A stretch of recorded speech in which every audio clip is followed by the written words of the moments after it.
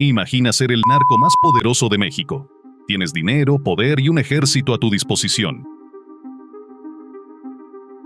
Ahora imagina que tu mejor amigo te pega un tiro en la cabeza mientras estás de fiesta. Esto no es ficción.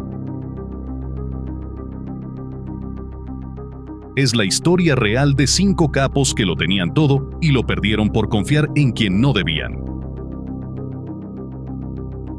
Desde el jefe de jefes hasta el rey del cristal, estos tipos pasaron de ser intocables a ser carne de cementerio en cuestión de segundos. Número 1. Arturo Beltrán Leiva. En el turbulento mundo del narcotráfico mexicano, pocos nombres resonaron con tanta fuerza como el de Arturo Beltrán Leiva.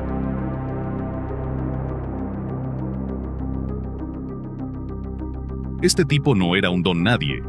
Empezó desde abajo en el cártel de Sinaloa, codeándose con peces gordos como el Chapo Guzmán. Pero Arturo tenía sueños más grandes. El 21 de enero de 2008, Arturo y sus hermanos Carlos, Héctor, Alberto y Alfredo dijeron "hasta aquí" y formaron su propio chiringuito. El cártel de los Beltrán Leiva. ¿La gota que colmó el vaso? Creyeron que el Chapo había vendido a Alfredo, que acabó entre rejas. Así que decidieron montar su propio negocio, y vaya si lo hicieron en grande. Se juntaron con el cártel del Golfo y los Zetas, formando un equipo que daba miedo solo de pensarlo. Arturo se ganó el mote de el jefe de jefes, y no era para menos. Este tío tenía México comiendo de su mano, con conexiones que llegaban hasta lo más alto del gobierno. Pero lo que de verdad hacía intocable a Arturo era su red de policías corruptos. Con una labia de oro y bolsillos más profundos que el cañón del sumidero, convirtió a la policía en su ejército personal. El caso de Sergio Villarreal Barragán, alias El Grande, es de libro. De ser un poli derecho pasó a ser la mano derecha de Arturo. ¿La elección? O te unes o te entierran. Y si hablamos de peces gordos vendidos, no podemos olvidar a Genaro García Luna, nada menos que el secretario de Seguridad Pública de México. Su trabajo era combatir a los narcos, pero con el dinero de Arturo en el bolsillo, se dedicó a hacerles la vida más fácil.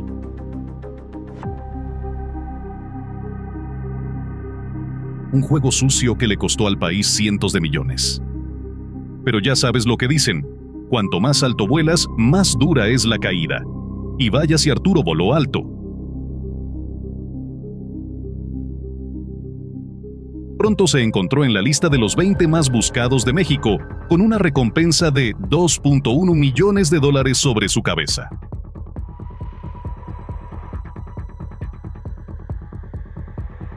Los gringos tampoco se quedaron cortos, ofreciendo 5 millones por cualquier pista que llevara a su captura.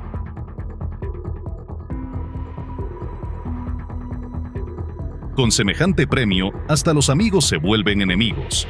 Y así fue como Edgar Valdés Villarreal, la Barbie, el que era el brazo derecho de Arturo, decidió que era hora de cambiar de bando. Con una cara de no haber roto un plato y un corazón más frío que el nevado de Toluca, la Barbie se puso a cantarle a las fuerzas especiales mexicanas todo lo que sabía. Casas de seguridad, rutas de escape, secretos que solo los de adentro conocían. El 11 de diciembre de 2009, la Marina Mexicana irrumpió en la casa de Arturo.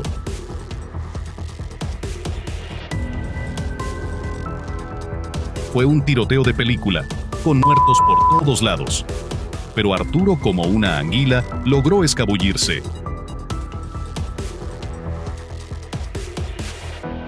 Aunque su libertad duró lo que un suspiro. El 16 de diciembre, apenas 5 días después, las fuerzas especiales dieron con su nuevo escondite.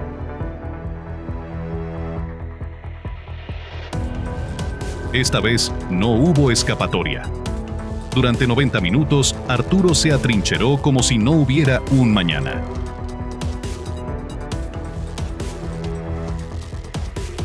Lanzó 20 granadas de mano, pero al final, una bala certera acabó con la leyenda del jefe de jefes.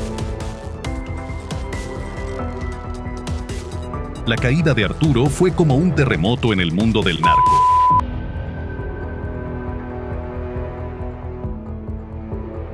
Su cártel se desmoronó como un castillo de naipes, dejando un vacío de poder que otros no tardaron en querer llenar.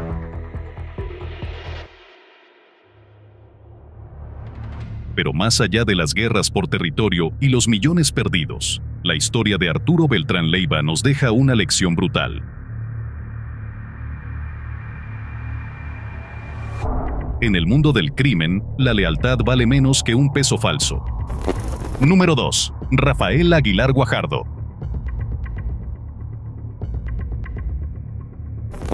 Si pensabas que la historia de Arturo Beltrán Leiva era heavy, vamos a hablar de Rafael Aguilar Guajardo, un tipo que fue como el padrino del narco moderno en México.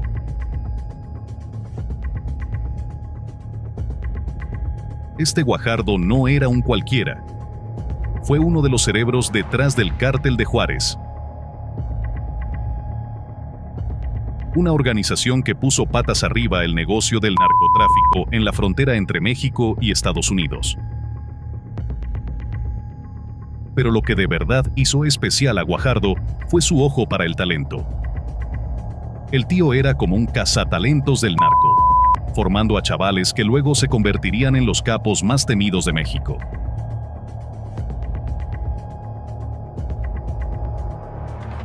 Entre sus pupilos estaba un tal Amado Carrillo Fuentes, al que luego conocerían como el Señor de los Cielos.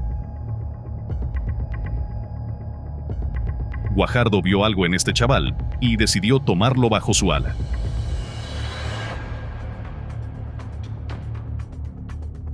Le enseñó todos los trucos del oficio, desde cómo mover la mercancía hasta cómo mantener contentos a los polis corruptos. Juntos, convirtieron el Cártel de Juárez en una máquina de hacer dinero que daba miedo.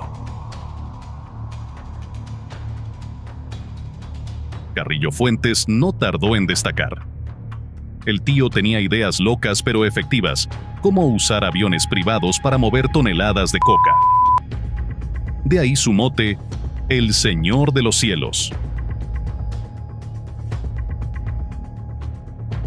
Guajardo estaba tan impresionado que lo convirtió en su mano derecha. Parecía que habían formado el dúo dinámico perfecto del narco. Pero ya sabes lo que dicen, en este negocio hasta tu sombra te puede traicionar. Y eso fue justo lo que pasó. La cosa se puso fea cuando pillaron a uno de los polis de Guajardo, Carlos Aguilar Garza, pasando información al cártel. Esto provocó una investigación que amenazaba con destapar toda la red de corrupción que Guajardo había montado. Guajardo, en un ataque de rabia, decidió que iba a cantar la traviata y exponer a todos los funcionarios corruptos que trabajaban para él. Vamos, un suicidio en toda regla para el cártel. Nadie iba a querer trabajar con él. Aquí es donde Carrillo Fuentes vio su oportunidad. El muy listo se reunió a escondidas con los funcionarios corruptos y les hizo una oferta que no pudieron rechazar. Él se encargaba de Guajardo y ellos le juraban lealtad a él. Pan comido. La noche del 12 de abril de 1993, Guajardo estaba de fiesta en un club, rodeado de sus hombres y unas cuantas chicas. Seguramente pensaba que era intocable. Error. De repente, su mejor amigo, Carrillo Fuentes, se le acercó y sin mediar palabra, le metió un tiro en la cabeza. Todo pasó tan rápido que nadie supo cómo reaccionar. Además, Carrillo Fuentes era respetado en la organización y muchos ya pensaban que era hora de un cambio de liderazgo. Así que, en lugar de vengar a Guajardo, el cártel prácticamente aplaudió su muerte. Lo vieron como una forma de evitar que Guajardo los hundiera a todos con sus amenazas de delatar a los corruptos. Con Guajardo fuera de juego, Carrillo Fuentes tomó las riendas del cártel de Juárez y lo llevó a niveles que ni el propio Guajardo habría imaginado. Se convirtió en uno de los narcos más ricos de la historia, rivalizando incluso con el mismísimo Pablo Escobar. Pero su reinado también fue uno de los más sangrientos que ha visto México. La muerte de Guajardo fue como abrir la caja de Pandora. A partir de ese momento, las traiciones en el cártel de Juárez se volvieron el pan de cada día. La lección fue clara: en este mundo, ni tu mejor amigo es de fiar. Número 3. Amado Carrillo Fuentes.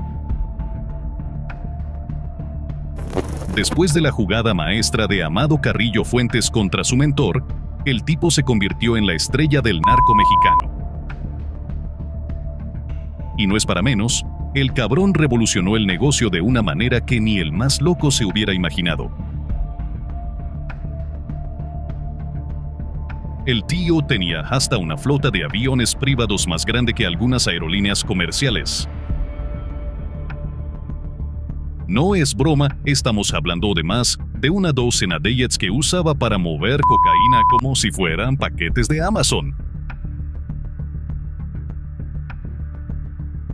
Y no solo movía droga, el muy cabrón hasta le echó una mano a la CIA transportando armas a Nicaragua. Vamos, que el tío tenía contactos hasta en el infierno. Pero lo más loco es todo el dinero que amasó. Dicen las malas lenguas que llegó a tener una fortuna de 25,000 millones de dólares. Para que te hagas una idea, eso es más que el PIB de algunos países. El imperio de Carrillo Fuentes se extendía por toda América, desde Colombia hasta los Estados Unidos, pasando por Centroamérica. Ahora bien, ser el narco más buscado tiene sus inconvenientes. Carrillo Fuentes sabía que tenía que ser más escurridizo que una anguila en aceite. Su solución: convertirse en el hombre de las 1000 caras. Literalmente se gastó una fortuna en cirugías plásticas para cambiar su apariencia. Era tan bueno en esto que hasta sus propios compinches a veces no lo reconocían. Las pocas fotos que había de él mostraban a un tipo de lo más normal, pero detrás de esa fachada había un genio del disfraz. Pero ni con todos los disfraces del mundo pudo evitar que la DEA le pisara los talones. La presión era cada vez mayor. Y para colmo, empezaron a salir a la luz sus conexiones con peces gordos.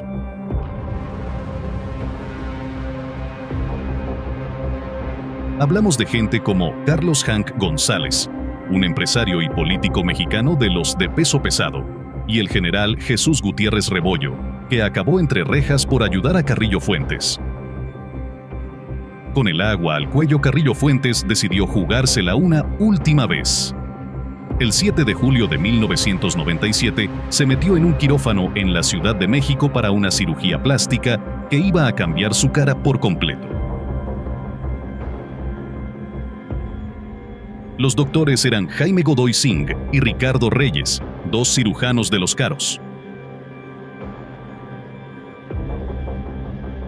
Lo que pasó después es digno de una peli de suspense.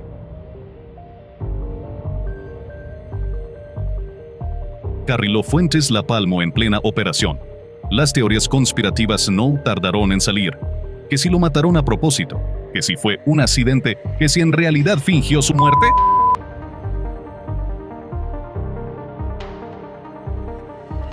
Vamos, un circo mediático de los gordos.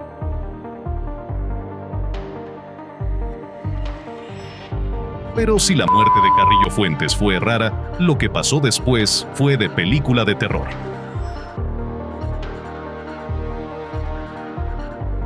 En noviembre de ese mismo año, aparecieron los cuerpos de los dos cirujanos. Y no los encontraron precisamente tomando el sol. Los pobres acabaron metidos en bidones de cemento, con claros signos de tortura.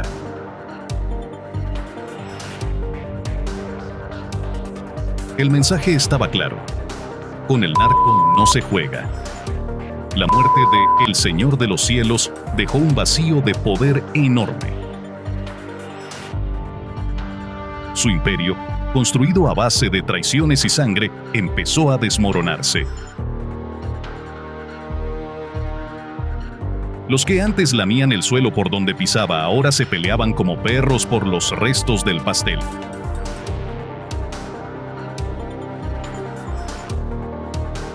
Al final, la historia de Amado Carrillo Fuentes nos deja una lección. En el mundo del narco, ni las 1000 caras te salvan de la traición. Número 4. Luis Agustín Caicedo Velandia. Les presento a alias Don Lucho, un tipo que era más escurridizo que una pastilla de jabón en la ducha. Este Caicedo Velandia empezó su carrera en el lado bueno de la ley. Nada menos que en la Fiscalía General de Colombia. Pero ya sabes cómo va esto.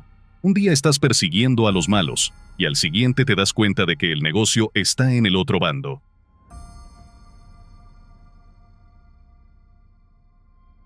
El caso es que Don Lucho pasó de ser el cazador a ser la presa. Y vaya si lo hizo bien. Se montó un imperio del narco tan invisible que hasta los fantasmas le tenían envidia.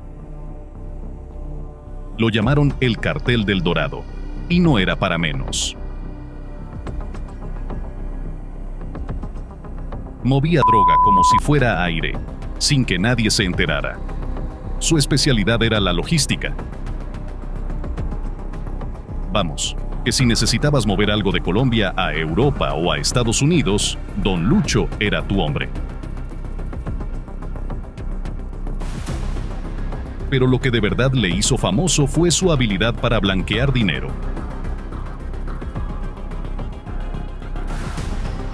Dicen que entre 2005 y 2009 lavó más de 1.500 millones de dólares. Para que te hagas una idea, eso es más dinero de la que verás en toda tu vida. Y el tío la hizo desaparecer como por arte de magia. Ahora bien, ya sabes lo que dicen, cuanto más alto vuelas, más dura es la caída. Y Don Lucho estaba volando muy alto. Todo se fue al garete cuando su contador, un tipo en el que confiaba plenamente, decidió que era hora de cantar.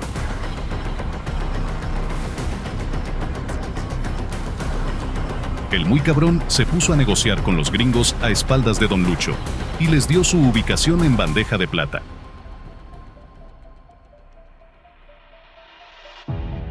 El 12 de abril de 2010, Don Lucho estaba de compras en el centro comercial Alto Palermo de Buenos Aires. Tan tranquilo.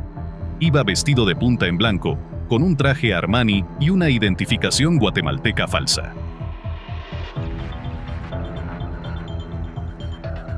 Se creía intocable. Error.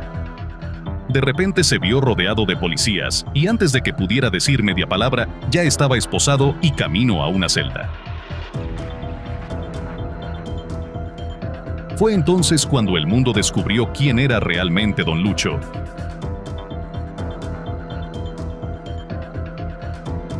El fantasma del narco tenía cara y nombre, y estaba a punto de cantar como un canario.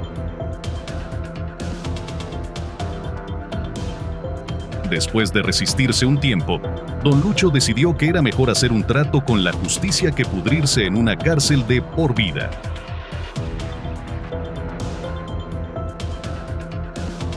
Y vaya si cantó. Soltó una lista de 126 nombres, todos metidos hasta el cuello en el negocio. Fue como si hubiera tirado una bomba en el mundo del crimen organizado. A cambio, le rebajaron la condena a 20 años, que no está mal si consideras que podría haberse llevado cadena perpetua.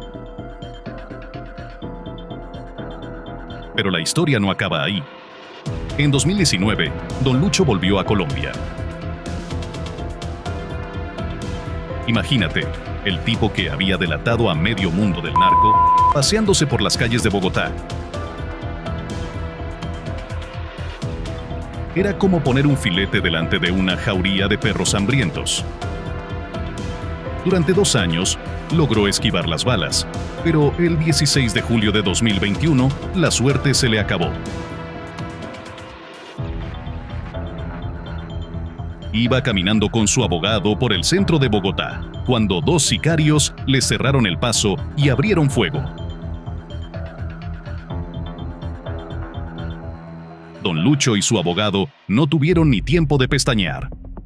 Cayeron fulminados en plena calle. ¿Quién dio la orden?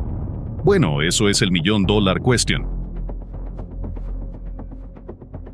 Algunos apuntan a Daniel Barrera, alias el Loco Barrera, un ex socio que seguro no estaba muy contento con las confesiones de Don Lucho. Otros dicen que pudo ser el mismísimo Chapo Guzmán, que creía que Don Lucho había cantado sobre un submarino lleno de coca que los gringos interceptaron.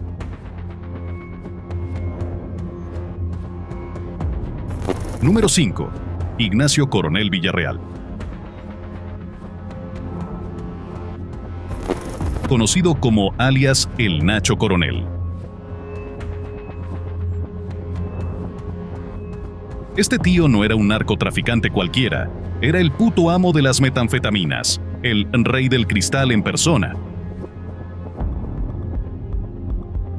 El Nacho empezó desde abajo, como líder del cártel de Juárez en Nayarit, pero tenía ambición, y mucha.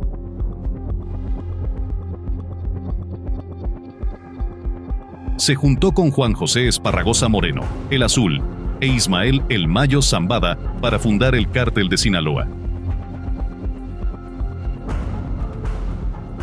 Vamos, que estamos hablando de la crema del narco mexicano.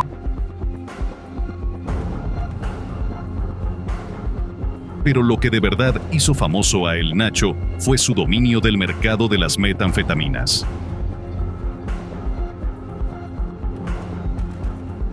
Era un genio de la química clandestina. Revolucionó la producción de meta, haciéndola más rápida, más barata y más potente. Era como el Steve Jobs del cristal, siempre innovando. Su imperio se extendía por todo México, llegando hasta Estados Unidos, Europa y Sudamérica.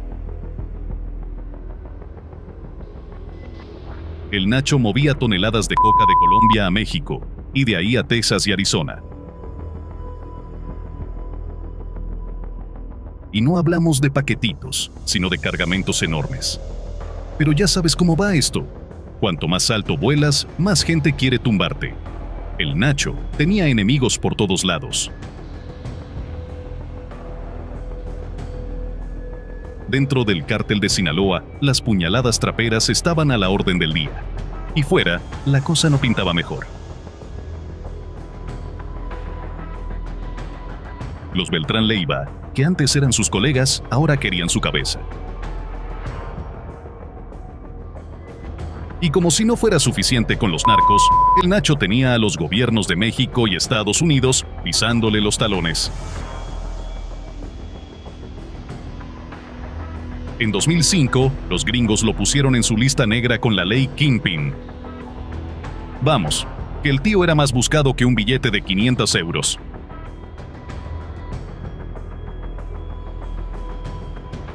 Pero lo que de verdad jodió a El Nacho fue la traición desde dentro.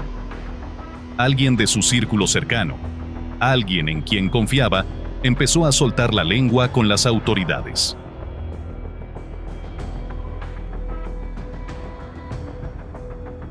De repente, los militares sabían exactamente dónde estaban sus casas de seguridad en Guadalajara. El Nacho estaba en la mira y ni se había enterado.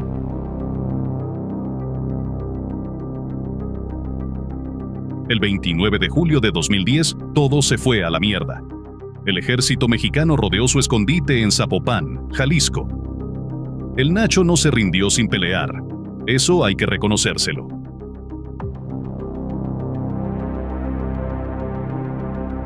Se atrincheró y se lió a tiros con los militares.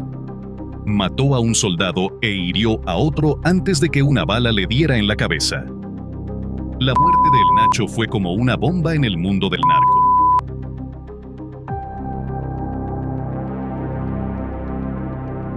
El cártel de Sinaloa perdió a uno de sus fundadores y el mercado de las metanfetaminas se quedó sin su rey.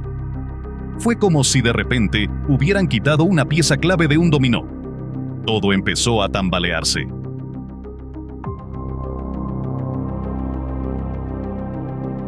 Pero lo más jodido de todo es la lección que dejó la caída del Nacho.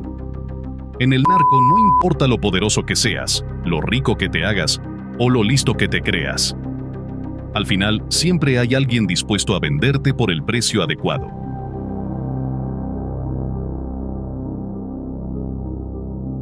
La lealtad en este mundo vale menos que un peso falso. Y así, con un tiro en la cabeza, terminó el reinado del Rey del Cristal. Un tipo que pasó de ser un don nadie a controlar el mercado mundial de las metanfetaminas, solo para acabar traicionado por los suyos y acribillado en su propia casa.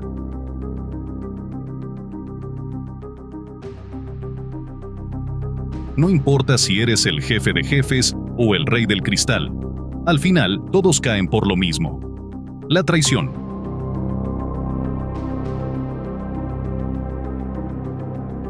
Ya sea por ambición, miedo o simple venganza, siempre hay alguien dispuesto a venderte por el precio adecuado. Y cuando los gobiernos empiezan a ofrecer recompensas millonarias y tratos jugosos, hasta tu sombra te puede traicionar.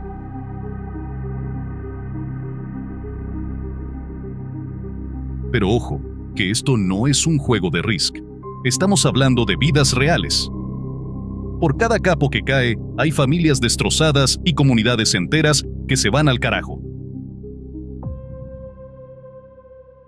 Es un ciclo de violencia que parece no tener fin. Los cárteles han tenido que evolucionar, pasando de ser organizaciones jerárquicas a redes más flexibles. Ahora operan como franquicias del crimen, intentando minimizar el impacto de las traiciones, pero al final siguen dependiendo de la lealtad, algo que en este negocio es más escaso que un político honesto.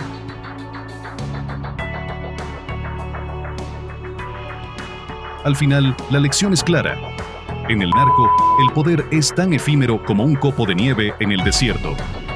Hoy eres el rey del mundo, mañana estás en una zanja o cantando como un canario en una celda. Y con las nuevas tecnologías, quién sabe cómo evolucionará este juego de traiciones. Lo único seguro es que mientras haya droga, habrá narcos. Y mientras haya narcos, habrá traiciones. Es la ley de la selva, pero con más cocaína y menos pelo.